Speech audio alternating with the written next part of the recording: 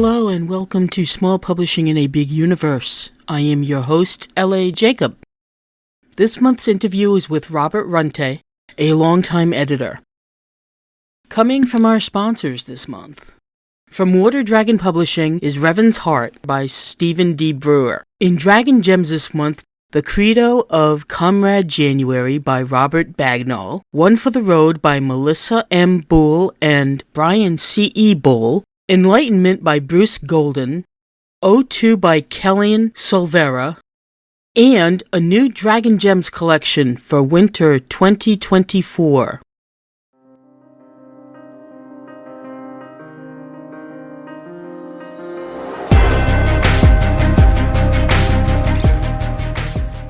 Revan, a young man from a poor mining town, has pulled himself up by his bootstraps to become the student apprentice of a law professor. But then everything goes wrong. Their airship is captured by pirates, and Revan loses his mentor. Born female, Revan must make his way in a world oriented towards men while he struggles with his own identity. Set against the backdrop of a war between island nations, a young man must navigate a world divided between the aristocracy and the common people. And as a promising young man, he must choose whom to align himself with and whom to serve. But what does Revan's Heart say? Revan's Heart by Stephen D. Brewer is available this month from Amazon, Barnes & Noble, Kobo, Smashwords, and other online booksellers. Or support your local independent bookstore by ordering it through bookshop.org. For more information, visit their website at waterdragonpublishing.com.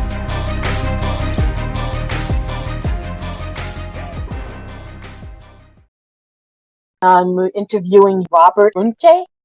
I was the acquisition editor for a small Canadian press for about a decade, and then I've started my own freelance editing company, and that's been going since 2010. And my whole life has been one form of editor or not. How do you approach a manuscript, and what do you look for first? We sort of need to distinguish between the types of editors that you're working with, because an acquisition editor for a press or magazine is going to be different than a freelance editor, different than a copy editor, and so on. At an acquisition editor, I take a very phenomenological approach, which is to say, I just start reading. I don't read the synopsis. I don't read the cover letter, because I want to have the exact same experience that a reader would picking up that book and reading it. Though, of course, it's not really the same experience because I have a more critical eye. I'll keep going longer than somebody in a bookstore who picked the book up off the shelf. Often they'll read 3 paragraphs, nope, not for me, and put it back. I'll go a little further. What I find is that I basically keep reading until I find a fatal flaw. If I see a few bumps in the road, that's okay because I'm an editor, I can fix that. It's when I fall completely out of the manuscript because they've done something that isn't going to work. Or I keep reading until I become so bored, I find I'm not paying attention. And in either of those, that's a rejection. If I keep reading and I don't fall out of the text, I don't get bored, then that manuscript goes in the maybe pile. And then at that point, I'll read the synopsis. I've already liked the writing. I've liked the characters. I've liked the sample that I've read, the first 3 chapters. At that point, I need to know what the book is about in the bigger picture. Because when I first started out, I was tricked a couple of times. I had this fascinating mystery. I said, well, there's no solution. What's going on? And the answer was aliens.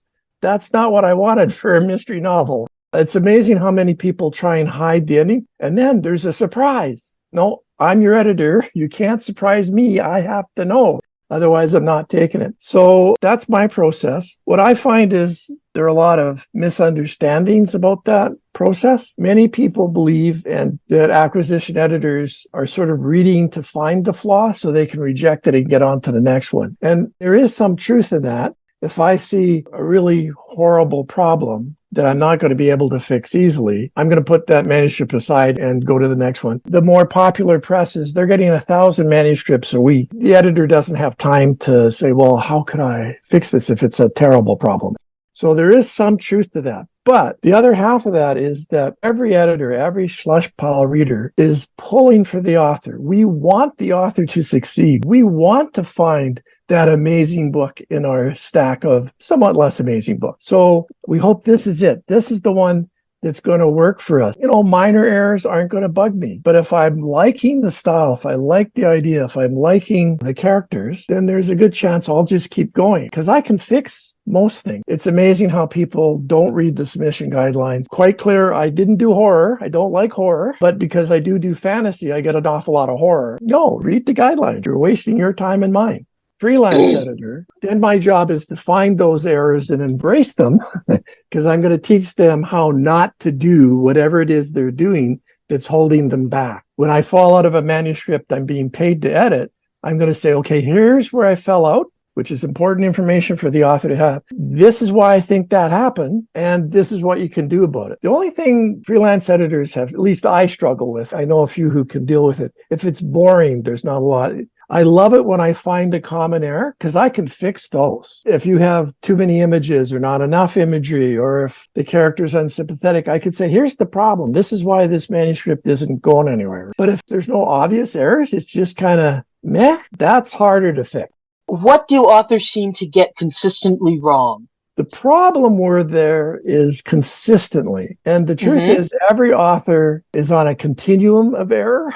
So every author I say, oh, you have too much description. It's drowning in description. The story, the action, the pacing's off because you're so busy describing things. For every one of those authors, there's somebody else I have to say, you have no description. What the hell are you thinking? You have to have more than a green screen behind which, the characters are doing things. So I'm very cautious when seeing workshops or how-to books that say, here's the problem and how you fix it, because that works for this person. And it may even work for a majority of writers, but it's going to screw up this guy over here because he's the one person who doesn't have any description. So that said, I can talk about some common things I get across my desk. One of the most common is authors not knowing where to start the novel. So what I see is people not understanding that you start with the initiating incident. You start with the thing that changes the hero's, the protagonist, the viewpoint character's life. What's different today, this hour, than it was 2 hours ago? So what you get is a lot of people who spend 15, 20, 30 pages showing the before picture. Start with the action. You got to hook your reader and keep the pressure on the character as they keep turning so many pages. They've been standing there 15 minutes in the bookstore and now feel they have to buy the book because the manager's looking at them. So very many beginning authors start way before the story starts. The other corollary with that is that many people include prologue. Many editors I know, if they see the word prologue, that goes in the no pile because the odds of the person using prologue correctly are 100 to 1. So there are books that need a prologue, but if this is your first book, the chances are the prologue is because the author couldn't really decide where to start the book. And having gone back and forth, should I start it here or should I start it there? Cheats and starts twice. Don't do that. It's a waste of space. It doesn't belong. And then I said description, and again, that's either it's too much or too little. In my own writing, my first editor said, there's no description. They're doing things in front of a blue screen. The word spaceship was about as much description as they got. So I had to go back and fix that. Once they pointed it out, it's obvious, and it's an easy fix. More common is the too much description. And what happens is a couple of things. One is the person really wants the audience to see what they see in their head. And the problem with that is they're over controlling. You have to let the reader collaborate with you. If I spend 10 pages describe the villain, A, that's boring and the action stopped. But B, the more you describe that villain, the more I cannot cast the guy from accounting in that role. Whereas I can cast, I hate Philip so much, man. I want to kill that guy. Oh, he's going to be the bad guy when you describe the unspeakable evil villain. Yeah, that's Philip, man.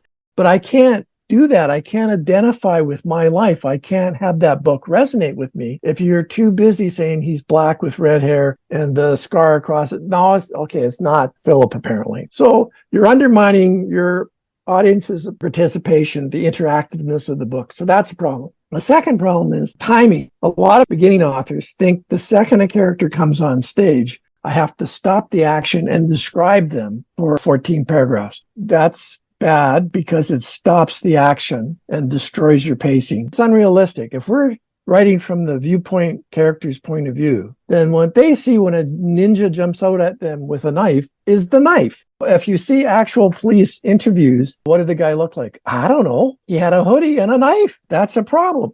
So if your character is having an experience that has no relationship to the real world reaction to that guy with the knife, because you had to say in the ancient robes of the ninja people of, Turtle Island or whatever, it completely destroys that scene. Another way we get too much description, again, that sense of wanting to have the person see what you see rather than letting them conjure up their own image that's more local to them, is a level of detail that drowns the reader.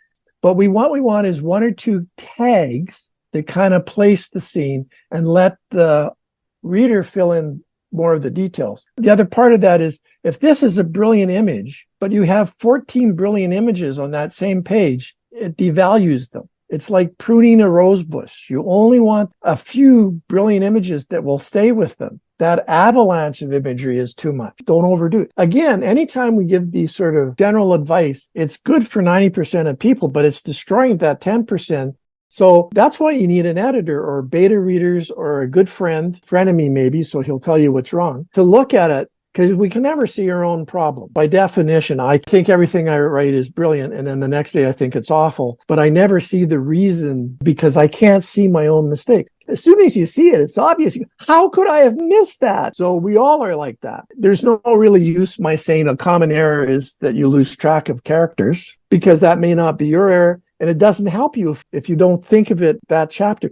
Sometimes an editor won't like it because you sent it to the wrong editor. I mean, whether it's an acquisition editor or a freelance editor, you want somebody who gets your vision. Sending me a horror book is a waste of your time because I'm not going to like it. Doesn't mean it's a bad book. I don't read that stuff because I don't want those images in my head. It is your responsibility to have more than one editor look at it if you're talking acquisition editors. You have to research your markets. You have to make sure those submission guidelines apply to your book. And then you send it in and you hope. It's not just errors that make that editor say no. He might say no because that publishing company just published the identical book 3 months ago, and there's no way they're taking your book on fly fishing or whatever, because they'd be competing with themselves. They have to wait 5 years before they take the next Dinosaur on Mars book or whatever it is. It may not be what that particular imprint. Even when you send it to the right place, some of them are going to like now and some are not. And again, it's random chance. So you do have to check with a couple of different presses if you have your book. Don't stop when you get the first rejection letter. On the other hand, if you're getting a bunch of rejections, you might say, maybe there's something I'm not in the ballpark yet. And again, writing groups, writing courses, beta readers, mostly you can get those for free. If you're really serious about this, investing some money to have an editor edit a book. Like if you're self-publishing, you don't really need to edit everything every time. That first book, the editor can teach you what you're doing wrong. What are the 3 bad habits that are holding you back? Too much backstory, too much description, not enough description. Once those are identified to you and the editor has worked through that first book with you, that's amortized over the whole course of the rest of your career because you're not going to make those mistakes again. We're not just fixing this book. We can stop you sabotaging yourselves with those common errors that we talk about. Everybody is doing it slightly differently. And you really need at least a beta reader, at least somebody whose taste you trust to look through your book and catch those errors. So another common example is backstory intrusively showing up too early. You don't stop the action of him running down the street after the bad guy to have him flash back to when he was 3 and fell out of a tree. That's not going to work. Because it's an interruption in the current action. You stop the car chase to say that. It's also that it's not what a viewpoint character would think. You don't stop and explain police procedure. It just happens. The viewpoint character sees what he sees, jumps to whatever conclusion he jumps to. But I see that all the time with beginning authors. Compulsive bloat, which is kind of pretentious imagery, long-winded, Jane Austen kind of style. It's not going to work with a modern reader for commercial fiction. Again, literary is a different thing.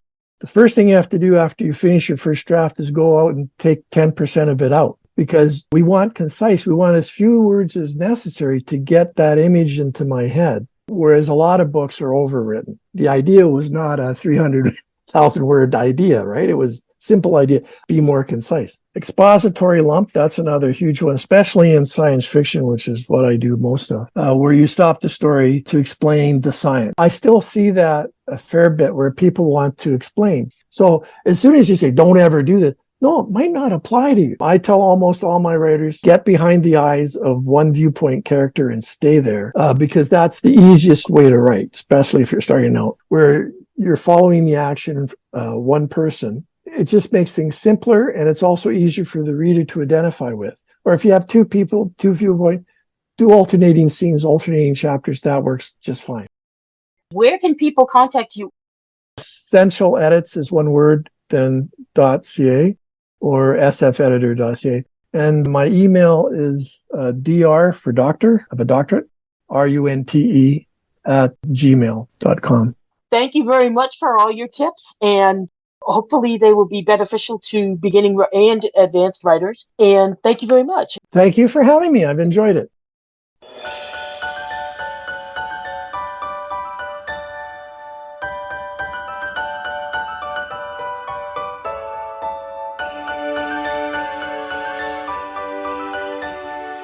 Dragon Gems Winter 2024 has short tales to get you through the long winter months.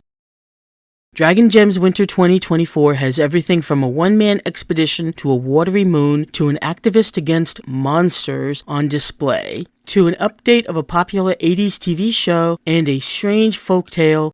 These stories will enlighten and entertain you during any blizzard.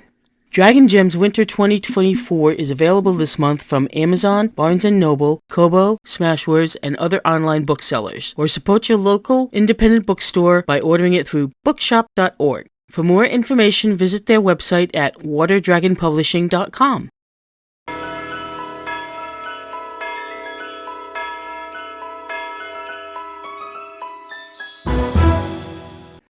Thanks again to our guest.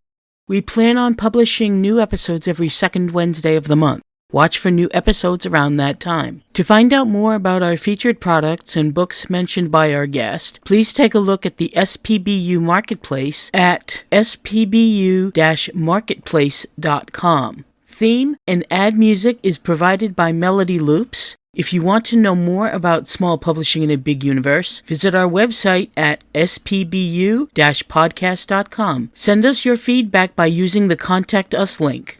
Tweet or X us at spbu-podcast and like us on Facebook at spbu-podcast. This podcast was recorded and edited by yours truly, L.A. Jacob. Executive producer is Stephen Radecki. This month's episode was sponsored by Paper Angel Press and its imprint, Water Dragon Publishing, and Unruly Voices. You can hear our podcast on Apple Podcasts, Spotify, and Amazon Music, and most of your favorite podcast services. Thank you very much for listening, and talk to you soon.